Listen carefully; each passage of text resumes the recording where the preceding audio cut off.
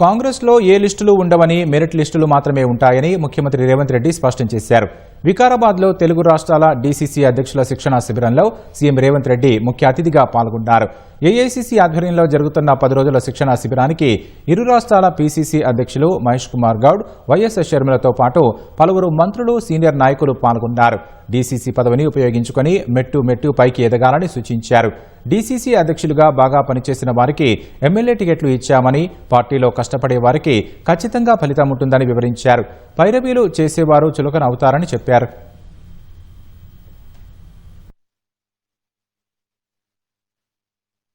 వంద సంవత్సరాల చరిత్ర కలిగిన పార్టీ ఏదైనా ఉందంటే సిపిఐ పార్టీ ఒకటి ఉన్నది. మిగతా అన్ని కూడా మనము తెచ్చిన స్వతంత్రము, మనము ఇచ్చిన రాజ్యాంగము, మనం ఈ దేశాన్ని బలోపేతం చేస్తే ఆ అవకాశాన్ని అందిపుచ్చుకొని రాజకీయ పార్టీలుగా ఏర్పడి ఈరోజు కాంగ్రెస్ ముక్త్ భారత్ అనే స్లోగన్ తీసుకొని ఈ దేశానికి ఒక ప్రమాదకరమైన అట్లాంటి కీలకమైన సందర్భంలో పార్టీ యొక్క విధానమే కాదు, ప్రజల యొక్క సమస్యల్ని ఏ విధంగా అర్థం చేసుకోవాలి, ప్రజలు ఎదుర్కొంటున్న సమస్యలను ఏ విధంగా పరిష్కరించుకోవాలి, ఈ దేశంలో రాజ్యాంగాన్ని రద్దు చేయాలని ఒక పక్కన, ఈ దేశంలో పేదలకు అందుతున్న రిజర్వేషన్లను రద్దు చేయాలని కుట్ర జరుగుతున్న నేపథ్యంలో మీ శిక్షణకు ఒక ప్రత్యేకమైన సమయం ఇది. 10 రోజులు ఇక్కడ ఉండడం అనేది మీరు శిక్షగా భావిస్తే దీనివల్ల 0 ప్రయోజనం. మీ అవకాశాలు మెరుగుపడడానికి కూడా ఈ శిక్షణ కార్యక్రమం ఉపయోగపడుతుంది. కష్టము, శ్రమ ఎప్పుడు ఊరికపోదు.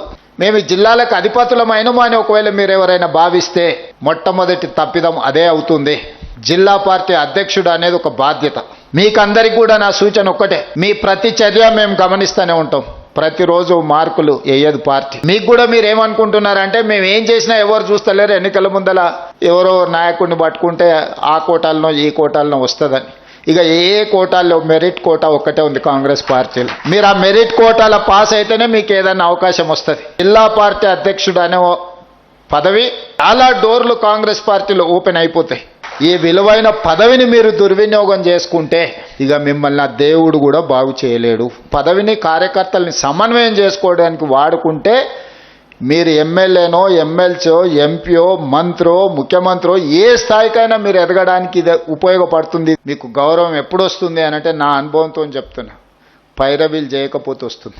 అంశాల పట్ల స్పష్టంగా మీరు మాట్లాడితే మీ గౌరవం మీకు నిలబడుతుంది. మీరు చిన్న పైరవీలు వెనకాల తిరిగినారు అనుకో, మీరు జిల్లా పార్టీ అధ్యక్షులుగా కాకుండా పైరవకారులుగా మీకు ఎప్పుడైతే ముద్ర పడుతుందో అప్పుడు మీరు అందరికీ చులుకన లోకు అవుతారు. మీరు పైరవీలు మానేసి ప్రజా సమస్యల్ని ప్రస్తావించి, ప్రజా సమస్యల్ని ప్రభుత్వం దృష్టికి తీసుకొచ్చి, ఉన్నతాధికారుల దృష్టికి తీసుకొచ్చినప్పుడు ఆటోమేటిక్గా మీరు వస్తే ఎవరైనా మిమ్మల్ని గౌరవిస్తారు, మీకు మర్యాద ఇస్తారు, మీరు చెప్పింది ఇచ్చేస్తారు. ఏ రోజు కూడా మేము పైరవీలు వెనకాల పరిగెత్తలేదు. సమస్యలను లేవనెత్తినము, కొట్లాడినం కాబట్టి అవకాశం వచ్చింది. సంపూర్ణమైన సహకారం ఉంటుందని మీ అందరికి కూడా తెలియజేస్తూ మరొకసారి మిమ్మల్ని అందరినీ మనస్ఫూర్తిగా అభినందిస్తున్నా.